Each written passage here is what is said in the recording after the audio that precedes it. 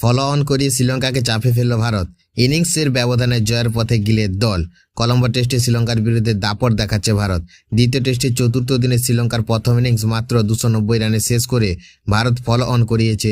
প্রথম ইনিংসে ভারত 9 উইকেটে 503 রান করে ইনিংস ঘোষণা করেছিল। ফলে শ্রীলঙ্কা ভারতের থেকে 213 রানে পিছিয়ে পড়ে। দিনের শুরুতেই শ্রীলঙ্কার রান ছিল 265 রানে 8 উইকেট। তখন ফলো অন এড়াতে প্রয়োজন ছিল আর মাত্র 39 রান, কিন্তু ভারতীয় বোলাররা দ্রুত বাকি 2 উইকেট তুলে নেয়। অভিষেককারী সারাংশ জৈন প্রথমে লাহিরু কুমার এবং পরে দুর্দান্ত সেঞ্চুরি করা সোনাল দিনুসাকে আউট করে ইনিংস শেষ করেন। সোনাল দিনুসা 103 রানে দুর্দান্ত ইনিংস খেলেন। চলতি সিরিজে এটি তার পরপর দ্বিতীয় টেস্ট সেঞ্চুরি। তবে তার লড়াই শেষ পর্যন্ত শ্রীলঙ্কাকে ফলো অন থেকে বাঁচাতে পারেনি। ভারতের প্রসিদ্ধ কৃষ্ণা, মানব সুতার 3টি করে উইকেট নিয়েছেন।